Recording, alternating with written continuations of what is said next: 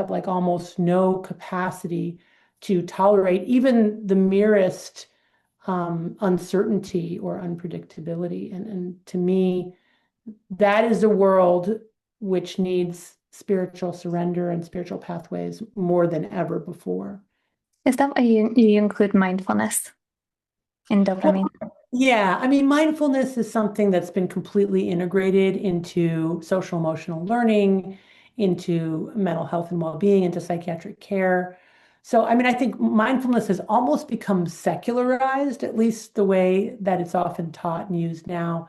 The ability to observe your thoughts and feelings without judgment and also without trying to, flee from them.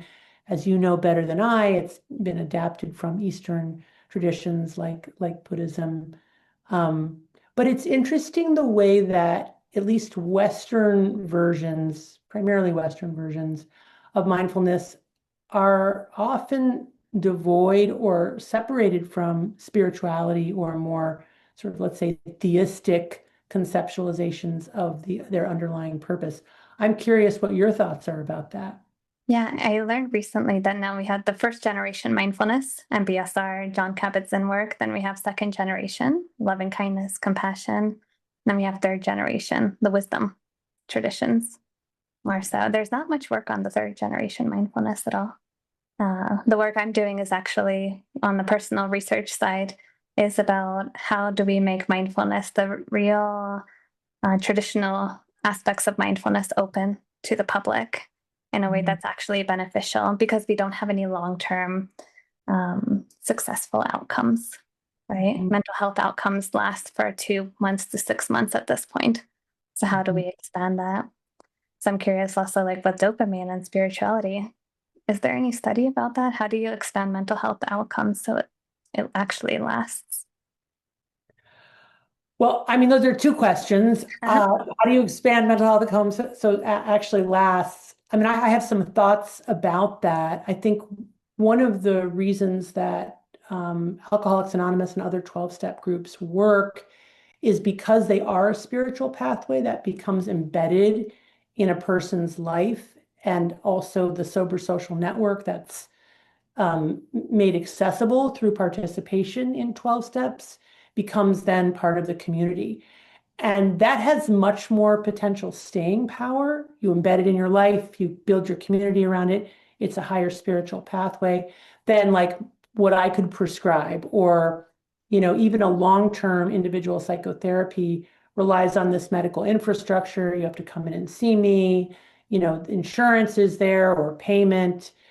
Whereas, again, the 12 steps, you can call your 12-step sponsor any time of the day or night. You can attend a 12-step meeting quite literally anywhere in the world. They're all over. So how to continue the intervention is really how to embed it in our everyday lives. So that would be, my sort of response to that. In terms of meditation and dopamine effects, there is a scientific literature showing that meditation can enhance dopamine release in these, mesolimbic pathways and the dopamine reward pathway, the nucleus accumbens, suggesting that it is in and of itself reinforcing, pleasurable. And of course, from experienced meditators, we do hear that, right? I mean, again, you would know better than I, but people can get into a deep meditative state and experience a great deal of joy in that. Always, anything that releases dopamine has the potential for addiction. So, do we see people getting addicted to their meditative practice? I've actually talked to one person who felt like he began to develop a sort of addiction to this deep trance-like state, and then had to grapple with that and his attachment in that way, which I thought was interesting. But what are your thoughts? A few years ago, I had a few students who they were really upset their meditation no longer gave them the dopamine high, for lack of better words. They said, "I'm not getting that bliss anymore, so I must be doing something wrong." And they started taking psychedelics and doing meditation. And I said, "That's not the way." And what I'm watching right now is in the Western culture. Now they have jhana labs. You heard of that? Where they're like No. we can induce high states of meditation in 5 minutes and a lot of other things. And I'm like, you can't, How? How? yeah, I don't know. Do they use chemicals or is it some process that people do? They don't let me in. So Okay. I think there's a reason they're not letting me in, to find out. So I cannot answer directly what they do. I don't know. But I think that this addiction that we're having to pleasure in society, and maybe it's all over the world. I just don't have the experience outside of Western society. It's all over the world. I can Yeah, tell you it's all over. I'm hearing from readers all over the world who are grappling with the same exact problems. yeah. So I think meditation, it's to see reality as it is. And I'm like, can we get addicted to seeing reality, to being in reality, to being in the world? So curious, Anna, what's your opinion on how do we make maybe education, maybe make humanity, these connections? Yeah. Well, That, I think when people understand, what's happening in their brains and understand that we have this baseline hedonic or joy set point, and that we can tweak that set point in either direction, either toward pleasure or toward pain, but there's always a price to pay. If we tweak it toward pleasure, it's going to adapt to that increased dopamine firing and ultimately settle out in a kind of chronic dopamine deficit state. Whereas if we face and accept reality as it is, embrace challenge, do things that are hard, that require patience and delayed gratification, we can actually tweak that balance toward the side of pleasure. I think when people understand that kind of opponent process mechanism and then they relate it to their own lived experience, there is this, it resonates. It's like, oh yeah, I've experienced that, and now I have a kind of let's say a model for understanding what's happening to the brain. I think that that's very valuable. That's what I try to do in Dopamine Nation.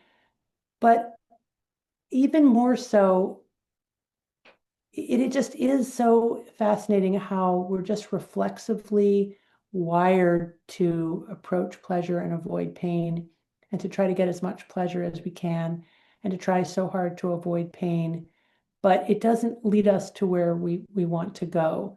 What we have to do is stop trying to outrun our pain, simply turn and face it. And then, paradoxically, something really magical and mysterious happens. It's not as scary and it's not as painful.